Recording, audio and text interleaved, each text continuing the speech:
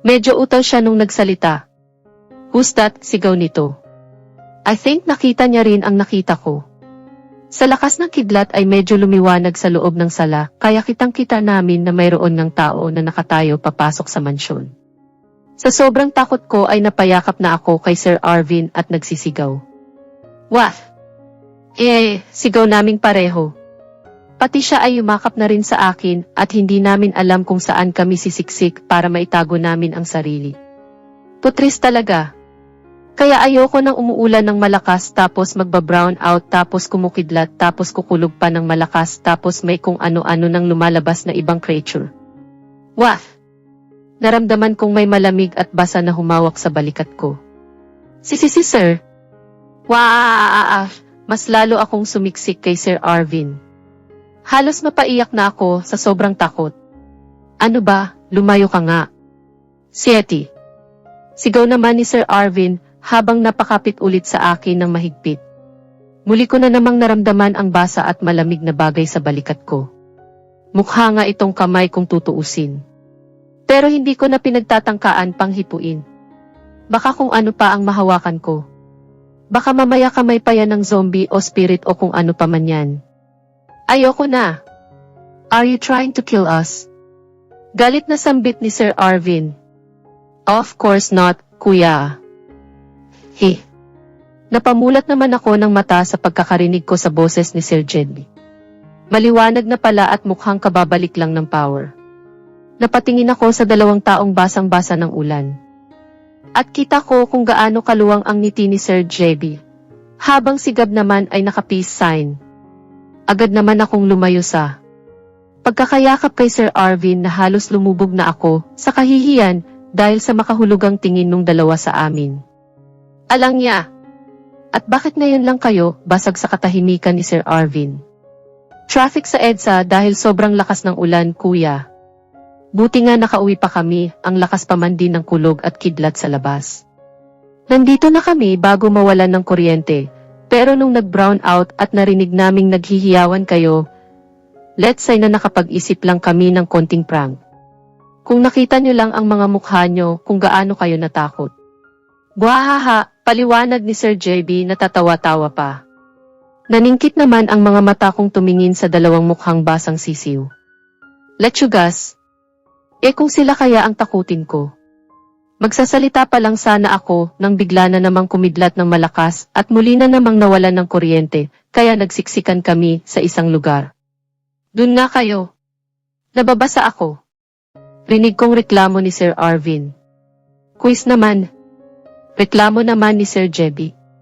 Mukha kasing tinutulak-tulak siya ni Sir Arvin palayo. "Ate Jana, yakap naman sa akin ng basang si Gab." "Gab, basa ka," sambit ko naman kay Gab at inilalayo ko siya sa akin. Kanina lang itong dalawang to ang lakas-lakas ng loob at nakuha pa nilang manakot. Ngayon naman kung makasiksik ay daig mo pa ang pinipitpit. Halos hating gabi na ay hindi pa rin bumabalik ang power.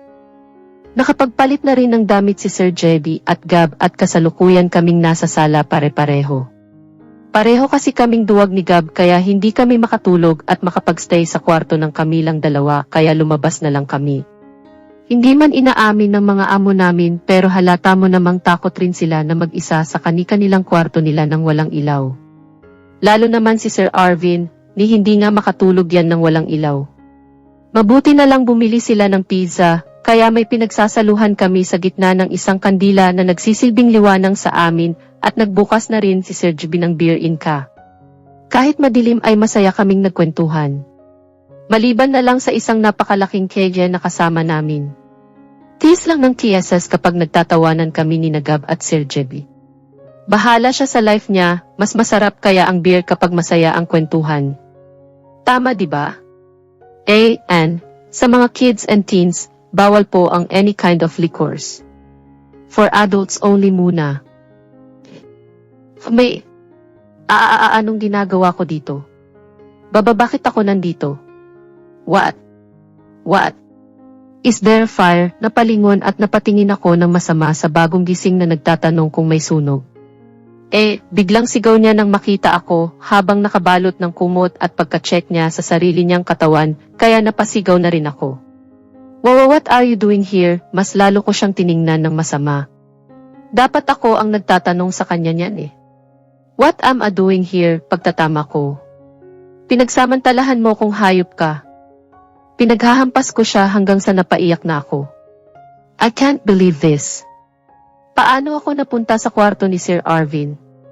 Pilit kong inaalala kung ano ang nangyari kagabi, pero walang pumapasok sa utak ko. Org, ano bang nangyari? Baka ikaw. Teka, may nangyari ba? Turo niya sa akin at sa sarili niya, buwisit. Ano sa tingin mo ha? Hanep naman pala dito. Nakikipag-inuman lang ako ng maayos kagabi. Pagising ko ito na ako sa kama ni Sir Arvin na walang samplot kahit ano. Nakakaaning. Wait. Hush. Don't sirwa. Pag-uusapan natin to, okay, pang-aalo nito sa akin. Pero hindi niya ako mapapakalma ng basta. Putong nilupak naman yan, kinuha niya ang pinaka-importanteng kayamanan ko. Hush, Jana. Please, pakiusap nito sa akin. Sinusubukan niyang hilahin yung kumot na siyang nagsisilbing panakip ko sa katawan. Huwag mong hilahin, ano ba, suway ko sa kanya. Nakakabwisit talaga, Hush. Magbibihis ako. Di magbihis ka. Hush, ginulo-gulo niya ang buhok niya at saka bumaba ng kama. Wahar, sigaw ko nang makita ko ang hindi natatakpang ngayon niya. Nagtakip ako ng mata pero, nakita ko pa rin. Sigaw din niya nang mapagtanto ang kanyang itsura. Madali niyang isinuot ang kanyang boxer na nakakalat sa sahig at patakbong nagtungo sa banyo. Pagkatapos naming makapagbihis ay naghintay pa ako ng tiyempo na makalabas sa kwarto ni Sir Arvin nang hindi napapansin ng mga kasama namin sa bahay. Mabuti na lang walang tao sa kwarto namin ni Gab nang makapasok ako sa kwarto namin. Nandun pa rin pala ang dalawa sa sala at doon na nakatulog. I wonder kung paano ako napunta sa kwarto ni Sir Arvin. Katatapos ko lang mag-shower nang pumasok si Gab. Ate Jana, bakit hindi niyo kami ginising ni Sir Jeff sa sala? Sabi nitong napapahimas pa sa kanyang batok na tila mo may stiff neck. Ano kasi Nagmamadali kasi akong gumayak dahil may pasok pa sa office. Mukha namang tumalab sa kanya ang dahilan ko dahil sa pagtango-tango nito. Phew! Lumabas kami ni Sir Arvin at nagpunta sa isang coffee shop. Ipinagpaliban muna namin ang pagpasok sa office para mapag-usapan daw namin ang dapat pag-usapan. Medyo awkward dahil pareho naming hindi alam kung paano kami humantong sa ganitong sitwasyon. Paano na? You see, hindi ko namang ginusto ang nangyari, hindi naman natin alam kung ano ang nangyari. Sorry. Ang salitang ayaw kong marinig ngayon sa kanya. Pero ano nga ba ang gusto kong marinig mula sa kanya? Thank you. Sir, alam kong amo kita. Hindi ko rin naman ginusto ang nangyari, pero alam mo naman na importante ang nawala sa akin bilang isang babae. Alam kong pareho nating hindi sinadya. Pero, what? Do you want me to take responsibility? Do you want me to marry you dahil sa nangyari? No. Natahimik ako at ganun din naman siya. Hayes. Ayokong magpakasal sa kanya no. Hindi ko naman siya mahal at mas lalong hindi ko naman siya gusto. Marry without love. Not in amo vocabulary. Pero ano nga ba ang gusto ko? Punish him for taking amo virginity. After a few minutes, siya na ang bumasag sa katahimikan. All we can do is to forget what happened. Forget? Ang idali lang niyang sabihin dahil lalaki siya, walang nawawala. Tisk. And forgive. I forgive you and FE anim or get what happened, and you do the same. Tuloy niyang sabi. Kakalimutan ko na lang ba? Ganun na lang ba yon? Forgive and forget. Okay.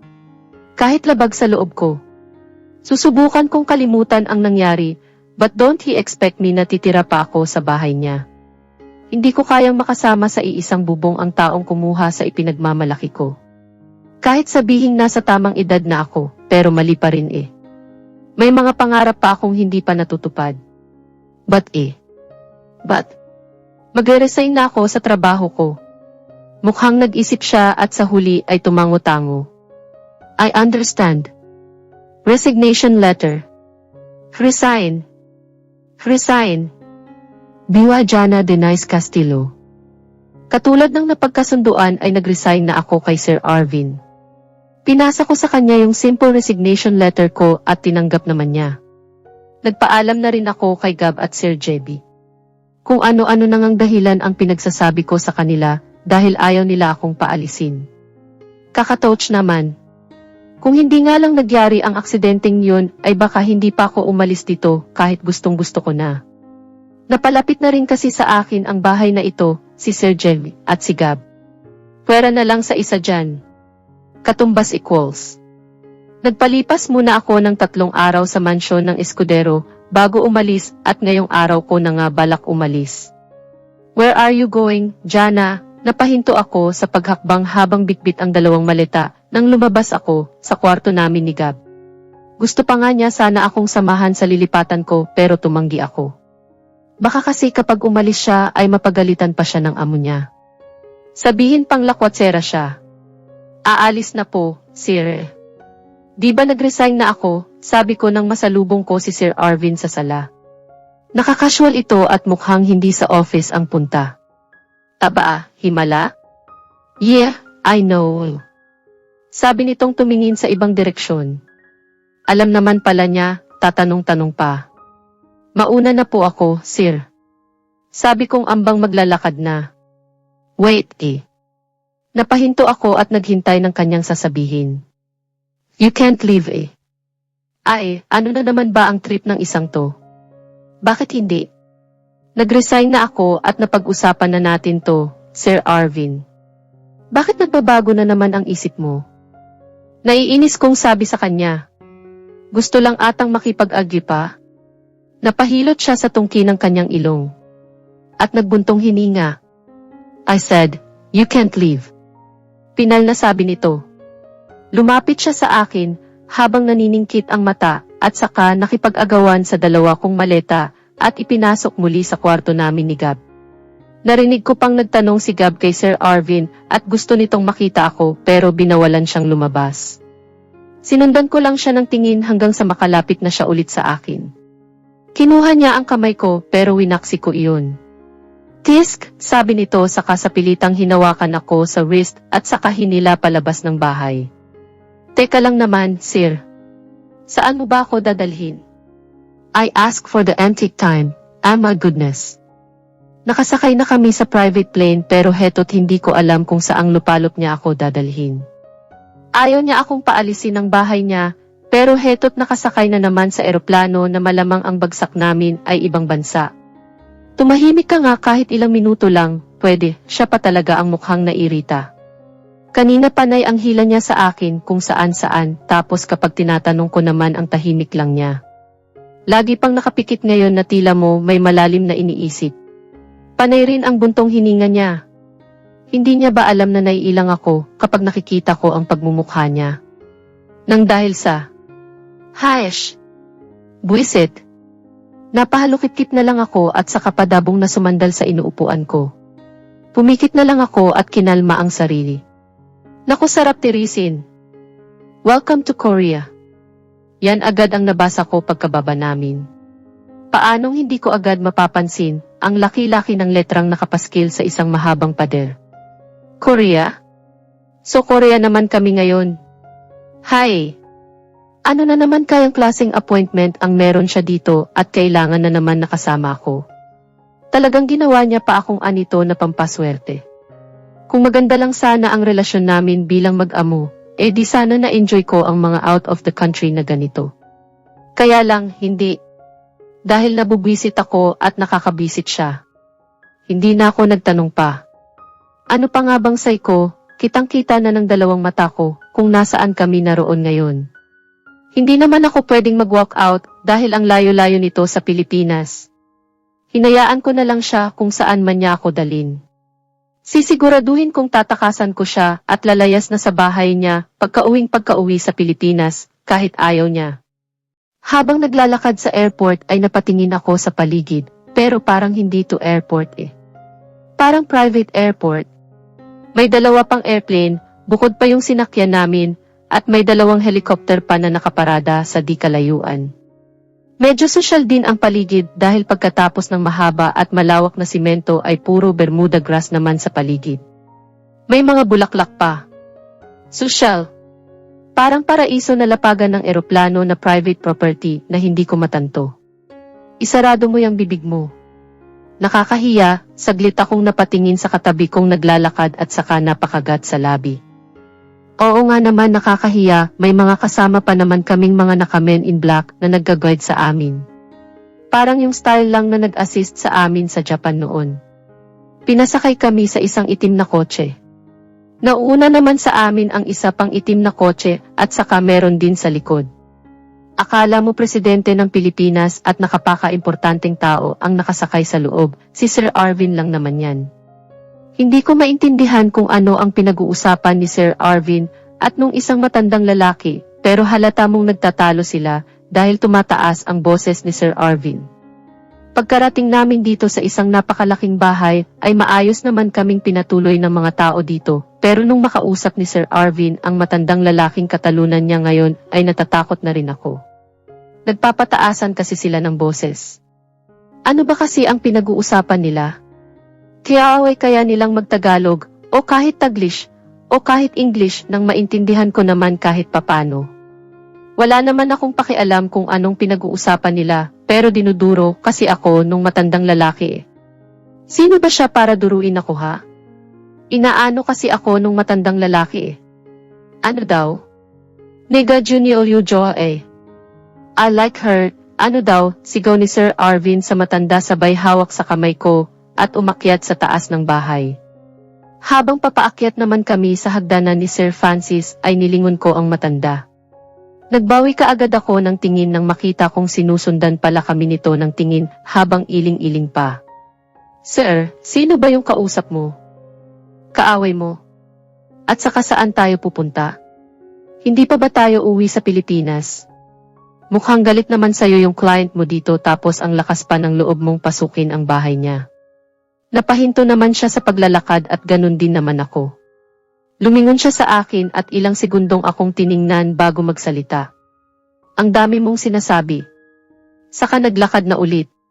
Kala ko naman kung ano ang sasabihin.